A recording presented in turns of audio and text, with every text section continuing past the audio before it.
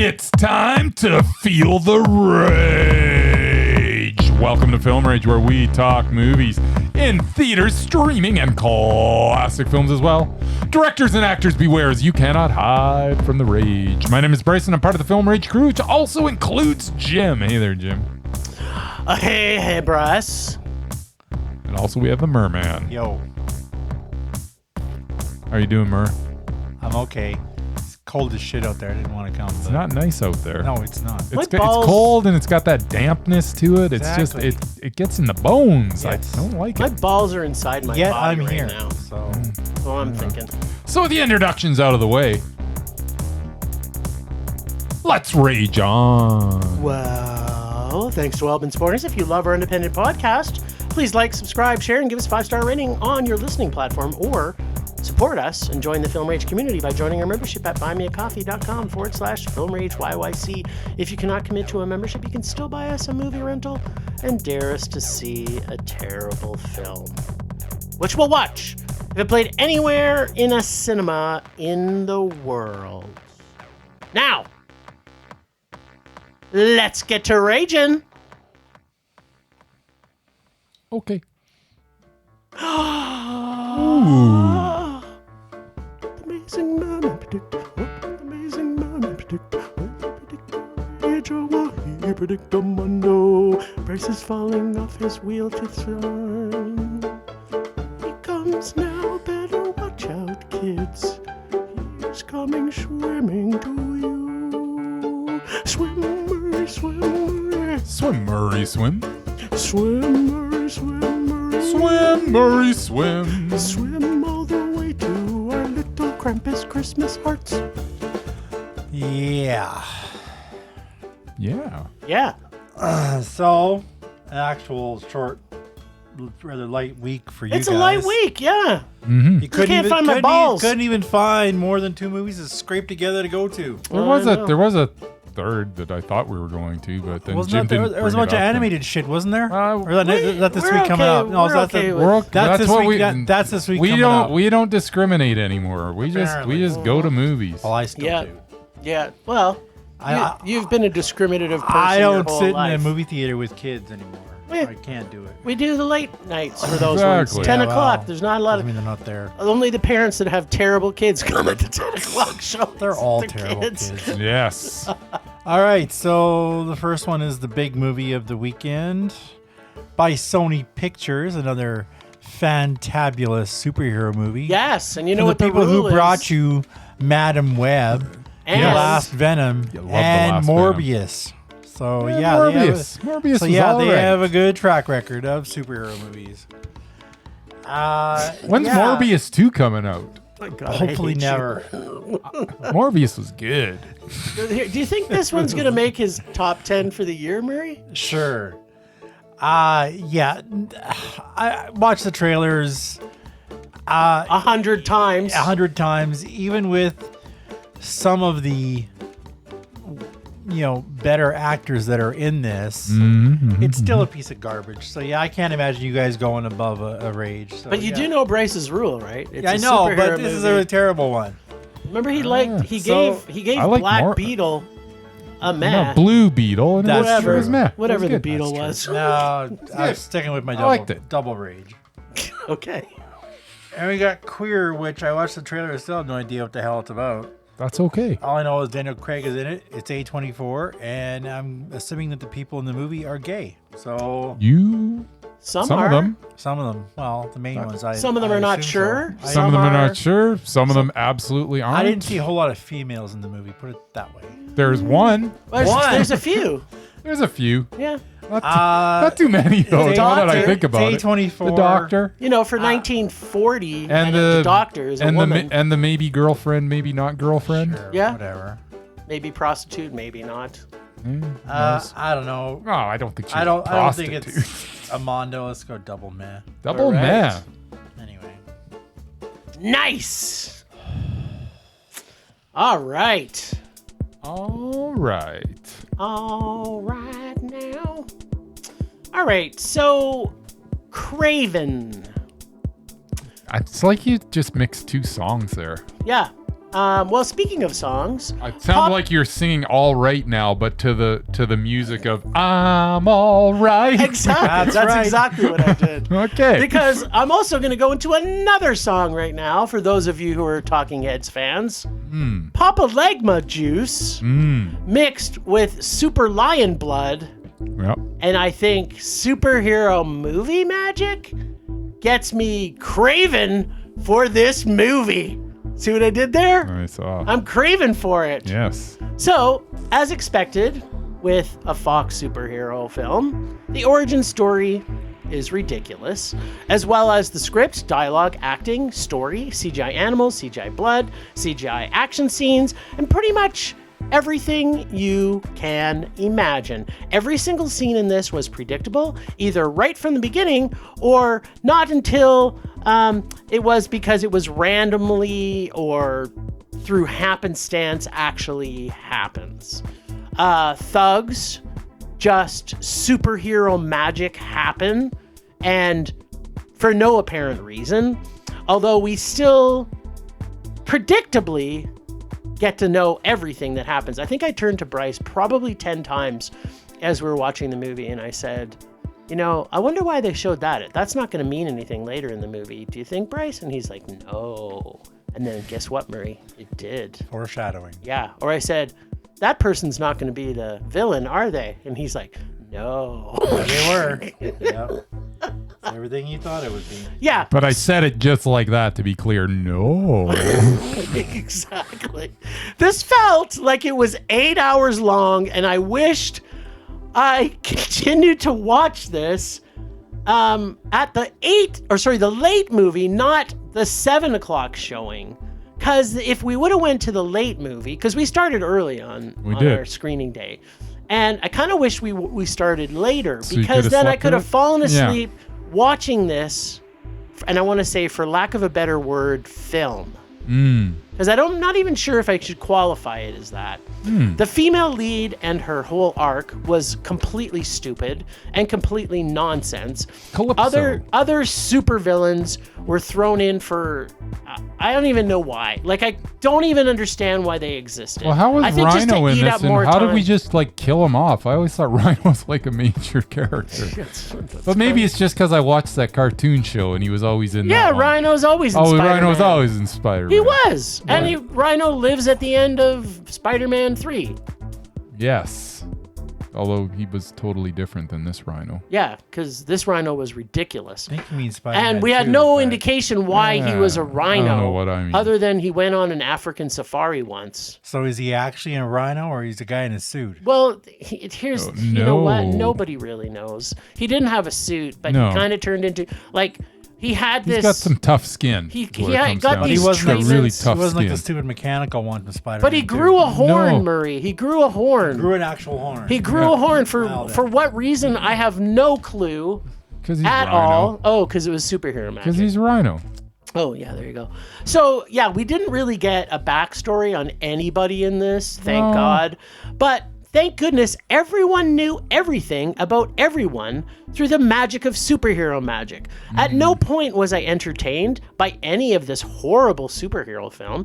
It just needs to stop. Apparently, Kraven is part of, I want to say, the super Spider Boy universe. He's I technically guess he's a 'cause- villain in the Spider-Man universe. Because, Though I don't get why. yeah, like, I'm not sure.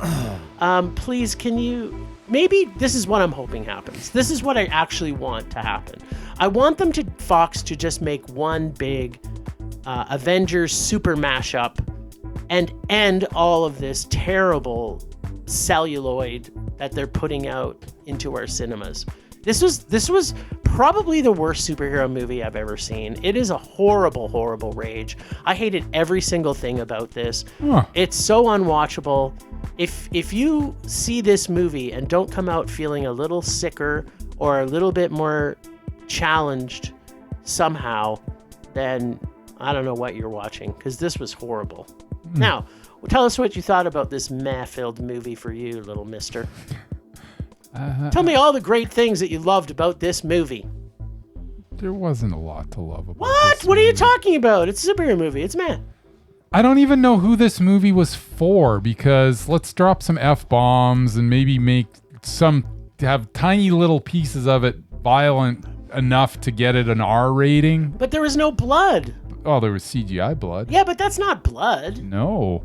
Didn't look like I blood. honestly don't know who they made this for. I guess they made this for like the die-hard superhero geek that's gonna just no matter what they put out, they're gonna go to it and go, yeah, that was Same great. people who know who Madam Web actually was. Yeah. Because no one knows who the hell she was. Yeah. But apparently, they still made their money back. I don't know about this one. I don't think so. No, this one made $11 million over the weekend. Guarantee you. Are you serious? That's what it said. That's what I read, and I'm pretty sure it played more than 11 theaters. It's got a worldwide gross right now of $28 million. There you go. And I'm pretty sure it cost more than that to make it. I would imagine, yeah. I don't know. CGI is pretty cheap now. Like, they didn't go anywhere that wasn't filled with CGI. Well, all they got to do is get what's his head to do the CGI. What's his name? Something 14.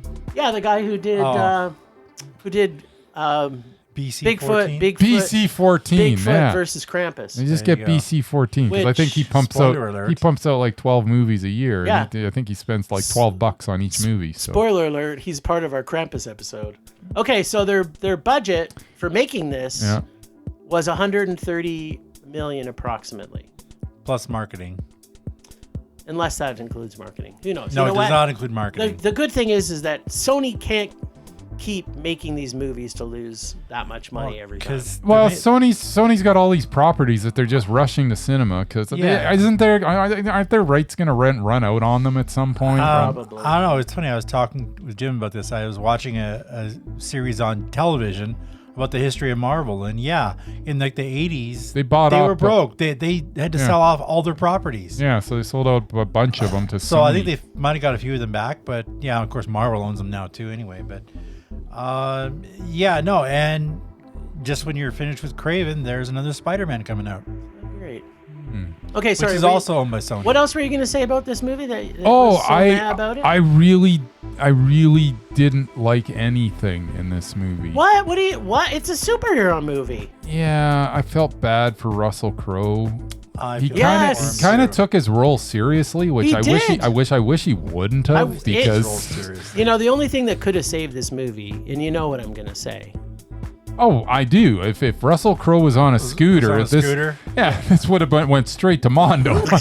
I mean, I don't care. You can put the biggest piece of garbage movie, but if you have like a 7-second sequence in the middle of it where I get to see Russell Crowe riding down the street on a scooter, that's it. That's all I need. The greatest joy that's ever been delivered. It's the most fantastic sight that you'll ever see in your life, and that makes anything. Sold. But that's the whole thing. We don't even get that. We get nothing in this, and I don't even understand. I don't understand this character. I don't.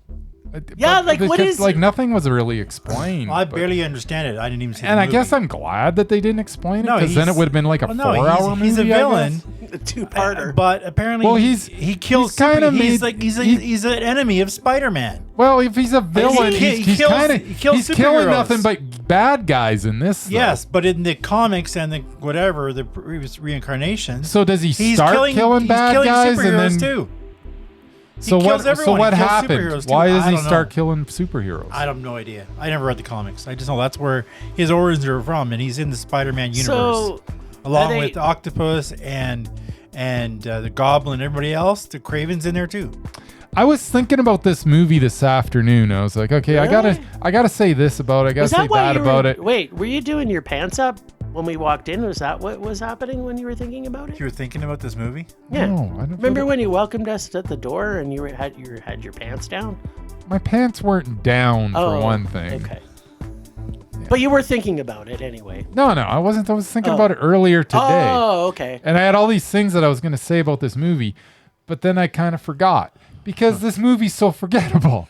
I always think, oh yeah, I'm going to say that. I'm going to say that. And then I get to the podcast. I'm like, man, I should have written something down because I really don't remember anything about this movie. So I watched it.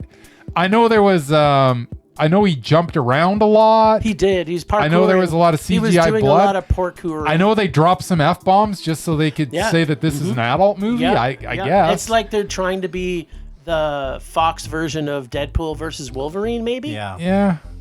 And I remember I was disappointed because Russell Crowe wasn't on a scooter. And that's all I really remember about this. Those are, you know what? When you think about it, those are kind of the most important parts of this movie. So this was a rage. I hated this movie. The actors, I guess nobody was bad in it, but it's just they didn't have material. They had nothing to work with. Yeah.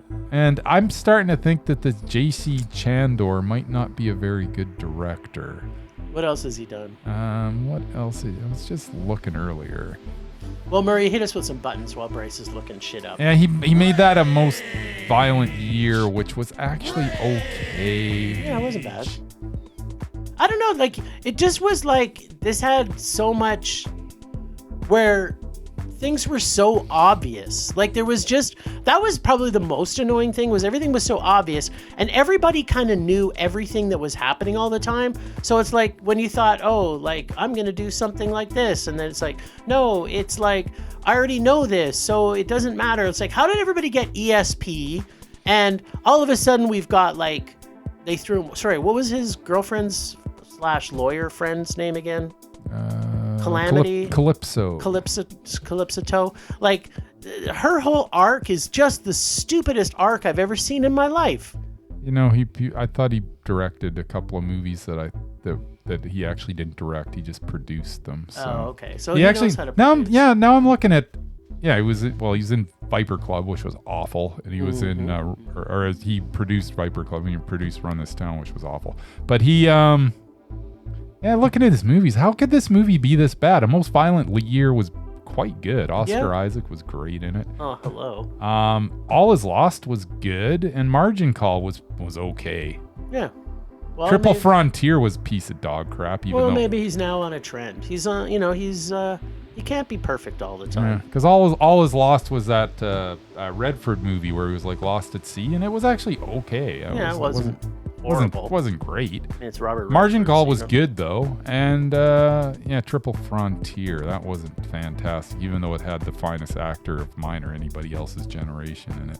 Oh, Daniel Day-Lewis? No, that would be Mr. Ben Affleck. Oh, right. So it was really bad. So it's worth watching because Mr. Ben Affleck is in it. Yeah, I thought we'd actually go a whole episode without mentioning his name. Yeah, I thought so too. But apparently, it's one of those movies. Why we found a way to slip it in. We should probably let Bryce look at the internet. I feel like I need to watch Triple Frontier again though, because it's got Mr. Ben Affleck, who's fantastic. It's got Oscar Isaac in it. It's got Pedro Pascal in it. Oh my God! Then I couldn't mix those two up again. How could it? Remember when I did that? You did. Now they're in the same movie. Same movie. No, I have to see that movie again.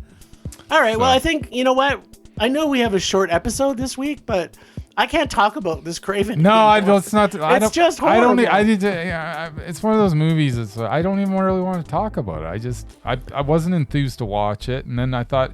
Sometimes you go into a movie and you're like, I really don't want to see this, and then you're like, you know what? Wasn't that bad? No, not in this case. Not this case at all. We knew like awful. 10 minutes into this we were not going to like it. It's so bad. It's just. But it's not like we project. We're not projecting here. Because we've been wrong. Oh, yeah. By trailers before. Sometimes I go into a movie thinking this is going to be the biggest, and it's like, holy crap, that was really good. I can't believe it. No, that wasn't. Now we're going to switch gears because when the trailer for this came out, I said, I think this is going to be an amazing movie. I don't think I really watched Remember the trailer? No. All right. Okay. Well, so Queer. Queer. Yeah, yes. Yeah. So Burroughs. I don't remember the trailer.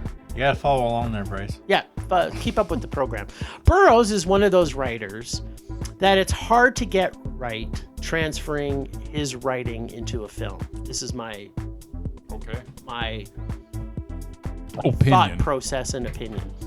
In this interpretation, we see Daniel Craig as an aging, albeit supercut, drug addict, queer man who's escaped to Mexico to live because it's illegal at the time to be gay in the US. He's quirky and awkward and desperate to be understood and loved. But it's a battle he's desperately desperately losing. He finds who he thinks may be the one, but soon realizes he's not. All the while, he is hunting for a drug from South America that can deliver telepathy. The music is probably, I want to say, the most surprising and fantastic I've seen in a film in a very long time. I mean, we get New Order, Prince, Radiohead, Nirvana, and of course, Reznor and Ross doing in a movie that like takes place in the 50s. In the 50s, like it was right out of nowhere, and it's shot like it's in the 50s. Yep. Like I felt as I was watching it, I was in Mexico in the 50s, and yet we have all these. And we had different versions of some of the stuff. The music was fantastic. They played a couple of Prince songs that are like real rarities. Deep cuts. Like deep cuts. Like not even on like, you really got to look. Yeah, it's a total you got to look off of it. The film is beautifully shot, yet filthy and gritty at times, which is what you'd expect from a Burroughs adaptation, in all honesty. Like he writes like he's filthy, because he is. Daniel Craig in this is fucking incredible. When I say he was unrecognizable in this, and because Bryce and I had a discussion about this, I mean because he is transformative in this role. He may look like Daniel Craig, especially when he takes his shirt off and he looks like he's super dripping hot, but he's a different person altogether. Now, speaking of that, Jason Schwartzman, he's actually physically a different person. Yes. This is weird. Stuck his head on someone else's body. It is. I don't know how they did it, unless Daniel Craig is really that much taller than Jason Schwartzman. He's not. And like halfway through the... Well, I wouldn't say halfway through the movie, but halfway into the time we're seeing Jason Schwartzman for the first time, I didn't know it was Jason Schwartzman. I was like, who's that actor? I know who that is. And then I'm like, oh my God, it's Jason Schwartzman. I knew who it was from the first time, but I'm like, what? How? What? Huh? What is happening right now? How did they chopped him off at the knees? What's going on here? He was like, I don't know, like whatever. It's like Dorfon Golf. He's walking around on his knees. Or maybe they just Oompa Loompa him. I don't know. Maybe. But you know what? The good thing is he's fucking brilliant in this too. Yeah. This is weird and thought-provoking, mind-altering, and a fantastic self-discovery film that also includes a lot of great on-screen gay sex with our once greatest James Bond of all time. And I'm going to say, beat that, Sean Connery. Didn't see you having any on-screen gay sex with anybody. Yeah, never. That wouldn't happen. Yeah, no doubt. Exactly. Because he has rest our case. He has one note. Yes. No, he's just homophobic, that's all. Yeah, he's probably that too. I love this film. To me, it had an absolute perfect, and I mean perfect, ending. The ending that's shot in this, I just thought, please don't end it any way that could ruin this ending, and to me it was perfect.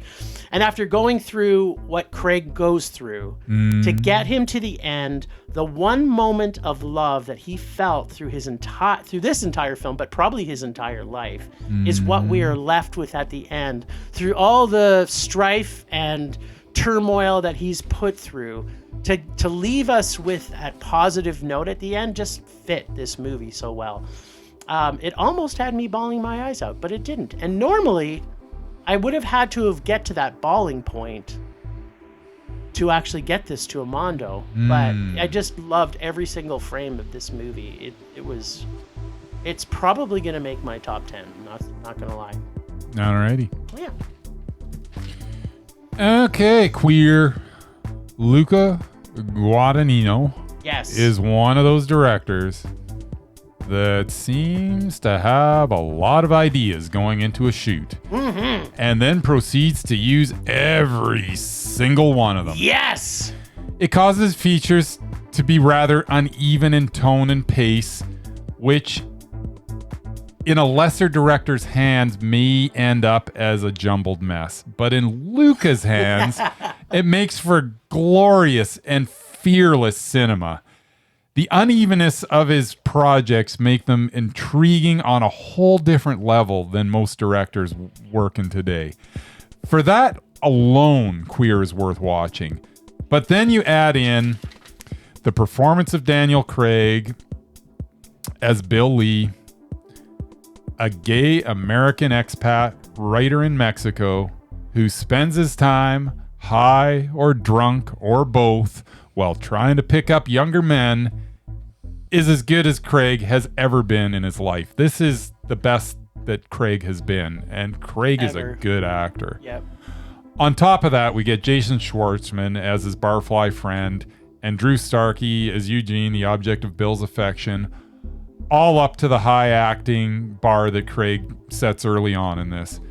Eventually, we end up in the jungle where Leslie Manville plays a slightly off-kilter chemist with a shotgun. Oh my God. She is absolutely fantastic in this role, and what a delight. Just an absolute force in this. She's just like, when you see her, it's like you are the filthiest thing that's ever walked out of the jungle. My God. So, yeah, she's absolutely fantastic in the role. And as the film continues to unravel in a magnificent, mesmerizing, delightful mess, I'm not sure I would recommend this film. I'm not even sure who I would recommend this film to. Everybody should see this movie. I don't know that everybody's going to appreciate this movie as much as you. I'm not saying everybody shouldn't see it. I'm saying that after everyone sees it, not everybody's going to enjoy it. And I don't think who knows? I mean, so the gay sex is obviously going to turn off some people. I don't know why. But I can only tell you what I thought of it. And I thought this was freaking Mondo. This is a brilliant, fearless movie. It's his best fearless movie. In so many ways. Fearless in the way that it depicts certain situations, fearless in the style, fearless in the just craziness that it'll go. Music. Fearless in the use of its music. Like everything. I'm just such a fan of this director. I just think he's so good. If it wasn't for his remake of Suspiria, which was still okay. It was okay. Yeah, it was meh. But I mean, you know what? Maybe we do need to discuss him again because, of course he did Bones and All, which was like so amazing. Mondo. I don't know. Maybe we need to. I'm just gonna.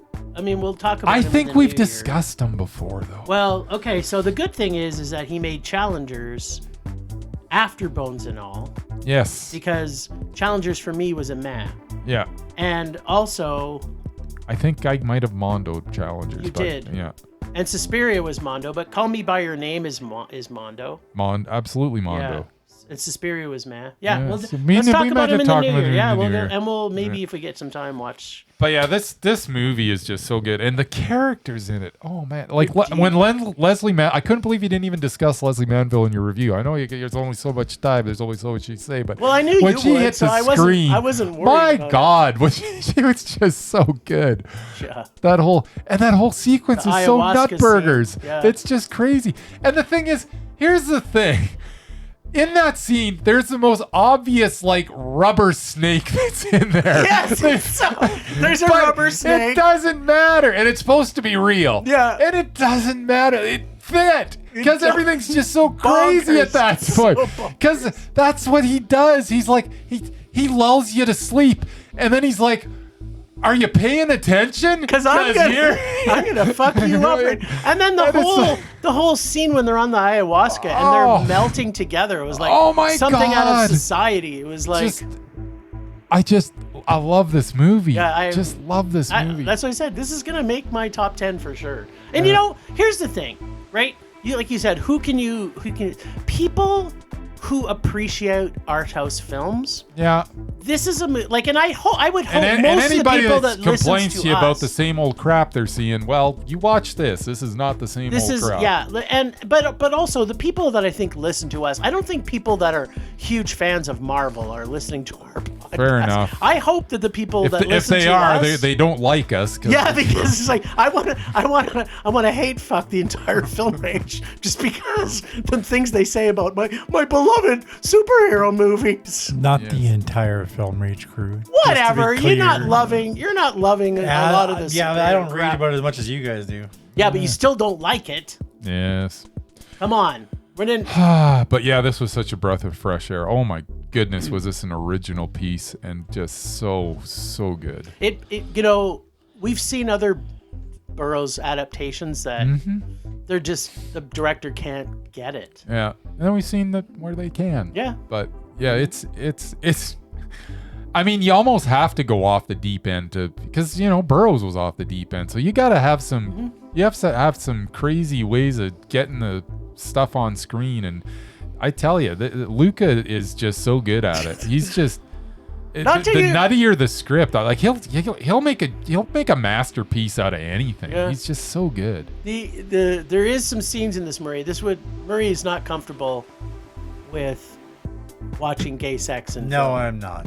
And I can tell you, there's a scene in here when Daniel Craig meets his crush for the first time, and like my toes were curling with Daniel Craig's ability to suck a dick. It was like, oh my god! And then at the end of it, he snowballed him.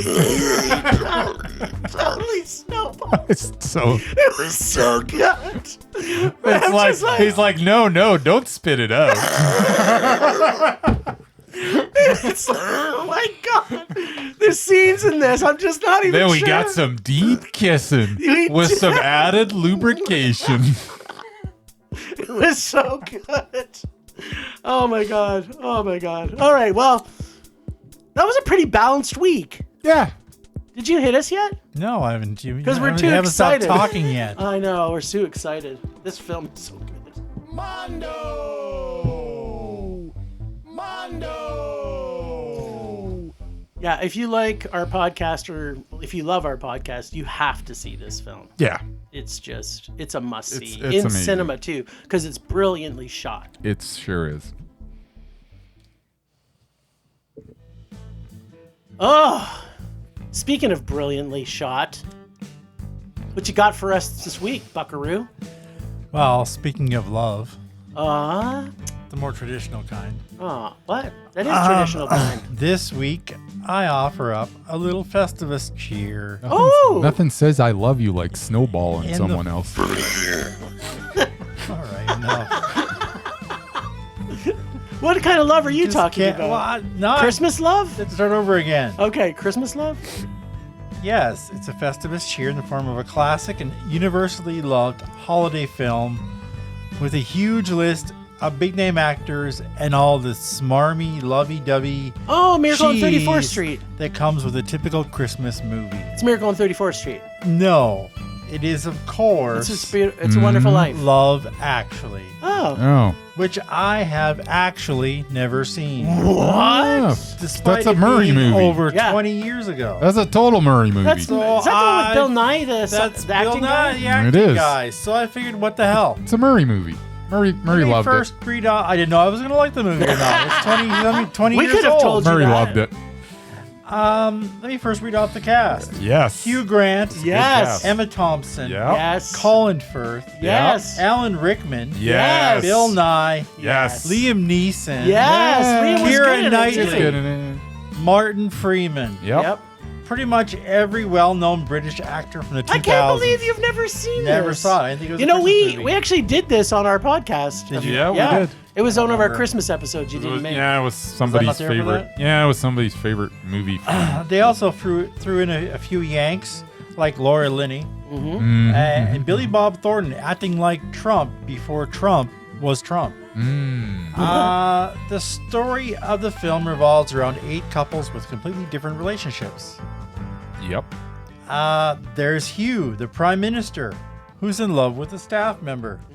Alan Rickman, married to Emma, but pursued by his horny secretary. Andrew Lincoln from Walking Dead, in love with his best friend's wife, Keira Knightley. Colin Firth, the writer, who falls in love with his Spanish cleaning lady but can't tell her. Bill Nye is delightful as a washed-up rock legend who puts out a cheesy Christmas song. Oh, it's such a good Christmas bashes song. it in public, and yet still ends up as the #1 hit of the year. The only thing I didn't get was Martin Freeman's story arc. Yeah, He's a stand-in actor on a porno or a softcore film who falls in love with his female co-star / stand-in while they're shooting nude scenes all day. That was awesome. That was weird for me, but funny, but weird. Okay. Out of all of these separate tales, my personal favorite was, of course, Liam Neeson. It was a good tale. He played a widower who was charged with leading his 10-year-old stepson. Yeah, his first was adorable. That was the kid from the Book Runner or whatever it was called. Maze Runner. Maze It was the Maze Runner. Book Runner. This relationship was so a sweet book. and funny and melted my heart instantly. Yes. Of course, with this kind of movie, it's a given there will be all kinds of Hollywood happy endings. So many happy Not endings. all of the characters find love at the end. No. Which was the brilliance of the story. Yeah. Sometimes things just don't work out. True. At the end, almost all of the different characters somehow end up at the same children's Christmas concert. Isn't that amazing? How convenient. It is. So convenient. It's almost like a Christmas miracle. Yes. So you guys maybe didn't like it as much as I did. Oh, I know you liked it. It's very liked it. Christmassy I liked and it. cheerful and happy. It's hard not to. No Krampuses to be found anywhere. It's a guilty pleasure. Is it one of my favorite Christmas films? No. But it was still very good, and I may add it to my annual holiday watch list. So, yeah, very high meh. It was high good. meh, really. Yeah. It was good. It So was you a- liked it the same Bill amount as Bryce us. and I, because Yeah. we both gave it Yeah, a I didn't man. think you would like that. I thought it'd be too happy for you No, guys. Yeah. the stories in And that Bill Nye is so good. Bill Nye the was the awesome. stories, like what's good Nye. about Nye, the stories are so tightly written. Like the writing in Love Actually is really tightly written. Yeah, it is. I mean, really, a Christmas movie Well, yeah, slash there's so many slash different romance. stories, but it seems it interweaves. Yeah. Like Emma Thompson is like the sister of Hugh Grant. Yep.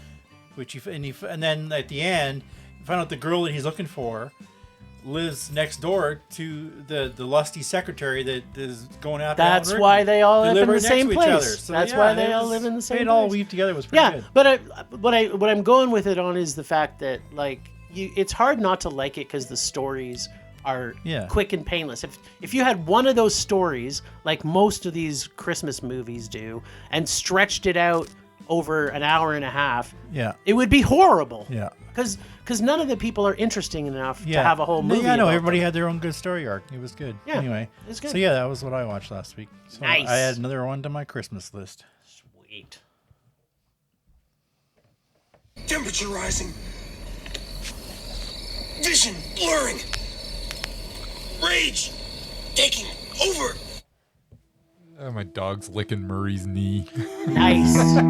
He's not eating stuff out of my pockets anymore. Yes. I got stuff in my pocket. You want to come and lick it? Oh, he'll lick it. He'll put it right in his mouth. All right. And he'll try to swallow it. He does. He swallows everything. His does. dog literally eats everything. Everything, yeah. All right. No surprise that my rage this week is. I mean, I could say it's Kraven, but it's not Kraven. So we're going to get like I think 12 movies for the 2 weeks at Christmas. That we're off. Yeah. So this is my rage, and often, I mean, it's part of a similar rage I have multiple times. But over the Christmas season, I don't know if I'm going to get a chance to see 12 fucking movies because I have a whole bunch of things to do with the holidays. Yep. We've got to celebrate Krampus, and then we got Boxing Krampus the day after, and there's just not as much time. We saw 2 movies this week. We could have squeezed in a third or a fourth movie this week. Have it still playing over Christmas because if people didn't get to see it. But don't fucking release 12 movies over Christmas and then expect us to see them all. I'm just like, Well, this is Oscar season, so that's when they release everything. well, none all of those once. movies are going to be Oscar worthy, Well, some except of for them are. maybe Nosferatu. No, the Bob Dylan thing will probably get something. Maybe. But I'm just saying that's when studios release their biggest heavy hitters that they want to be up for awards between No, Christmas they've been and New releasing Year's. them for the last month. Yeah, but We got Angelina Jolie, who's but they probably usually going to wait get until one. the We end got of the year because then it's still fresh in their their voters' minds when they go to vote for movies. It's something that came out in March. No one remembers what the hell came out in March. So yeah, they all release stuff at the end of the year. That's the way they do it. Yeah, well, okay, then that's why I'm raging. There you go. Because I don't have time to watch 12 movies. Who does?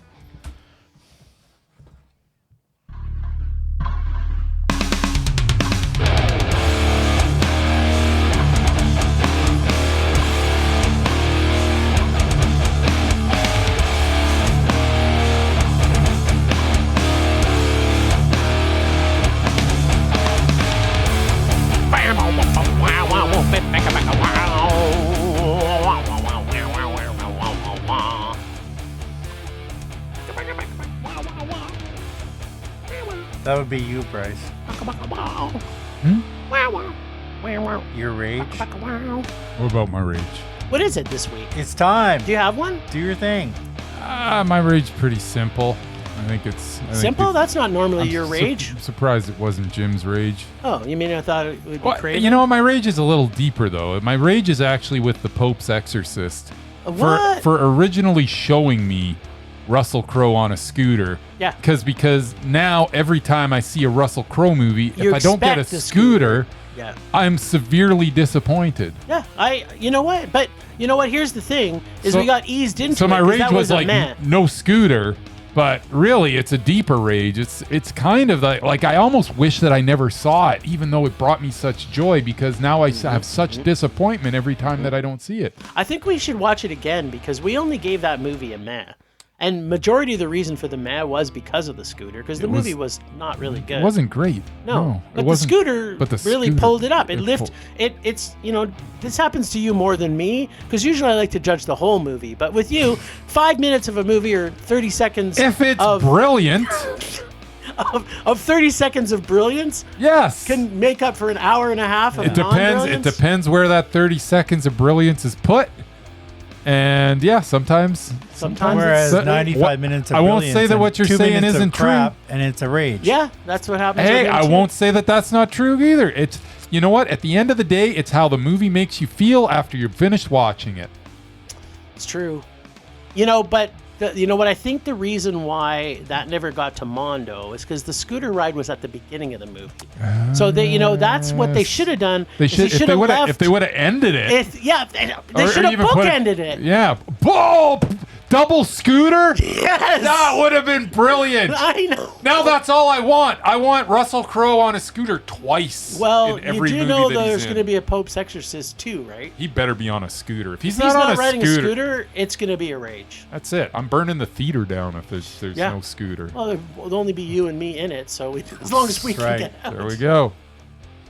It's probably So true. not enough It's scooter? Sad, but So true. not enough enough scooter. scooter is, yeah. All right. As in right, none. then. Yeah. None All right, scooter. We got so much Russian accent, Russell Crowe, so but much not Russian enough accent. Russian That's Russell. it. I can't believe you didn't bring that whole freaking movie. Everybody spoke with a bad Russian accent. That's usually like the first thing when you're raging on a movie. I was already hating everything Yeah, about it, it's so it's just like one- it's just it's- one. it's another like, where do you- log on where the do you fire. stop? Yeah, where do you? Then I would have talked about it more. Yeah, It's just like fair oh. enough. Yeah, because although Russell Crowe did have the best Russian accent in the entire group Yes. by far. Of course. Yeah, it's better than his Italian when he was Italian in Pope's and then yes, in Pope's Exorcist, or when he was Greek when he Yes. was in the Marvel movie. Yeah. Yeah. When he You was in know the what? Thor movie, yeah. Yeah. When he played Zeus. Yeah, so yeah, I know that was terrible this too. is you know what I think it is. I think people now are just going to Russell Crowe for his accent ability, Maybe right? Because isn't he Irish? he's Australian. Australia. See, I don't even know. I don't even know what his accent is. I haven't heard him speak in his origin accent. Isn't he Irish? I don't know. Who knows? He's been You're in some thinking Irish of, movies. You're thinking of He's had Cillian Irish- Murphy. Oh, right. No, I think Cillian Murphy's from Wales, isn't he? I thought he was Irish. I don't know. Pretty sure he's Irish. But you know I what? don't know. The important thing is that I haven't heard Russell Crowe's real voice ever I have. in any movie.